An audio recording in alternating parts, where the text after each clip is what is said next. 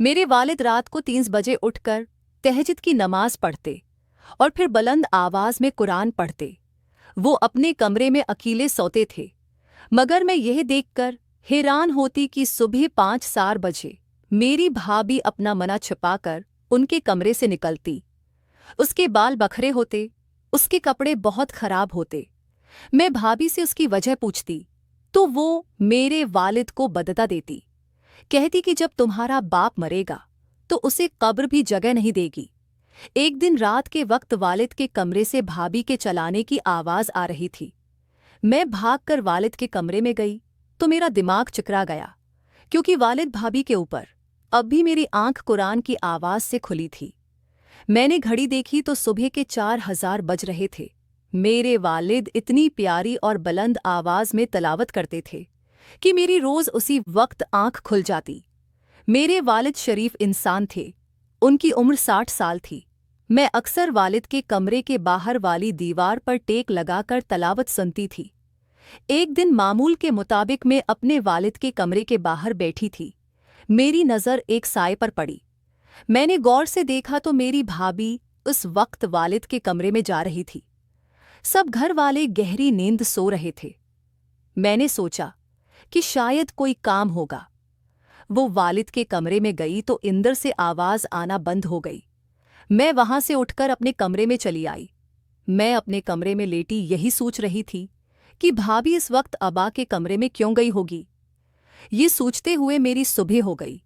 मुझे पता नहीं चला, मगर आज घर वालों के अजीब रवैये थे। मैंने देखा कि मेरा भाई बहुत सख्त नींद में लग रहा था। मैंने भाई से पूछा कि आपने नींद पूरी नहीं की। वो कहने लगा, मैं सारी रात गहरी नींद सोता रहा, मगर उसके बावजूद मेरी सुबह आंख नहीं खुल रही। मैंने अपनी भाभी की तरफ देखा तो वो बहुत खुश लग रही थी। उसके चेहरे पर अजीब खुशी थी। मेरा भाई उसी सोच में खोया हुआ था कि भाभी ने उससे कहा कि वो 1 हफ्ते के लिए अपने मैके जाना चाहती है। भाभी की ये बात सुनकर भाई ने बेजारी से देखा। कहने लगा, मेरे पास वक्त नहीं, तुम खुद चली जाओ। मेरे वालिद भी भाभी को अजीब नज़रों से देख रहे थे, मगर मना से कुछ भी नहीं बोले। मैं भी खामोश थी। मैंने अपनी माँ की तरफ देखा तो माँ बहुत परेशान लग रही थी। लगता था कि घर में कोई ऐसी बात हुई, लेकिन कोई भी इस बात को खोल नहीं रहा। कड़ी देर के बाद भाभी ने अपना सामान पैक किया। कहने लगी, मुझे अपनी माँ के घर जाना है। भाई भाभी की बात का जवाब देने के बजाय अपने कमरे में चला गया। भाभी ने अपना बैग उठाया और वो अपनी माँ के घर चली गई। उनके जाने के बाद वालिद अपने अबादत वाले कमरे में चले गए, जबकि इस कमरे में वो सिर्फ रात के वक्त जाया करते थे। मैंने माँ के कमरे में आकर देखा तो वो भी जा नमाज पर बैठी दुआ कर रही थी। इन दोनों की ये बात मुझे परेशान कर रही थी, क्योंकि दिन के वक्त वो ऐसा कभी नहीं करते थे, सवाए उसके कि कोई बहुत बड़ी परेशानी हो। माँ ने मुझे कहा कि तुम किचन में जाकर काम करो। शाम के 4 हज़लावर बज रहे थे जब घर के दरवाजे पर दस्तक हुई। मैंने जाकर दरवाज़ा खोला तो सामने भाभी खड़ी थी। मैंने पूछा, भाभी खैरियत तो है? आप वापस क्यों आई हो? भाभी मेरी तरफ गुस्से से देखकर कहने लगी, क्यों मैं वापस नहीं आ सकती? ये कहने के बाद वह भी अपने कमरे में चली गई। मैंने उसकी आंखों की तरफ गौर से देखा था। वो रो कर वापस आई थी। उनके रोने का सबब क्या था, ये मैं खुद नहीं जानती थी। मैंने भाभी को इस तरह से देखा तो पूछा कि भाभी बात क्या हुई? आप अपनी परेशानी मुझे बताएं, आप ऐसे क्यों रो रही हैं? मेरी बात सुनकर भाभी एकदम से कहने लगी, तुम्हें तुम्हारे बाप का पता है, मेरी परेशानी का पता नहीं। यहाँ कोई भी बोलता नहीं।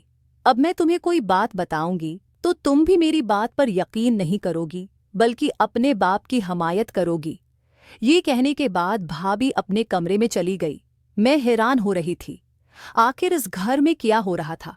काफी देर गुजर गई थी। मैंने सोचा कि जाकर वालिद से बात करूंगी, लेकिन वालिद अपनी हजरे में ऐसे बंद हुए जैसे उन्हें बाहर का कोई पता ना हो। शाम के वक्त उन्होंने हजरे से पैगाम भेजा कि मुझे रात का खाना हजरे में दिया जाए। माँ ने मुझे खाना दिया। मैंने खाना जाकर वालिद के कमरे में रख दिया। इस वक्त वालिद अपने कमरे के साथ मौजूद गस्ल खाने में नहा रहे थे। जब वालिद बाहर आए तो मैंने भाभी वाली बात उन्हें बता दी। मेरे वालिद मेरी बात सुनकर मुस्कुराने लगे, कहने लगे जाकर उसे कहो कि वो आकर मुझसे दम करो ले। मैंने जाकर ये बात अपनी भाभी को बताई तो भाभी ने गुस्से से मुझे देखा, कहने लगी मैं रात को जाऊंगी। मैंने ये बात उम्मी को नहीं बताई थी, क्योंकि इतनी छोटी छोटी बात करना मेरा शीहा नहीं था। रात को भाई अशा की नमाज पढ़कर आए तो भाभी उन्हें देख रही थी। अबा अपने कमरे में गए तो भाभी उनके पीछे चली गई। उन्हें अबा के कमरे में 15 मिनट से ज्यादा का वक्त गुजर चुका था। मुझे ये बात अजीब लगी कि वो इतनी देर से वहां किया कर रही है। थोड़ी देर गुजरी कि मेरे अब्बा के कमरे से भाभी के चलाने की आवाज़ आने लगी। मैं हैरान हुई। पहले मुझे लगा कि ये मेरा वहम है, लेकिन फिर भाभी की चीख व को पुकार बढ़ती गई। घर के सारे लोग बाहर सहन में आकर खड़े हुए। देखा तो ये आवाज़ अब्बा के कमरे से आ रही थी।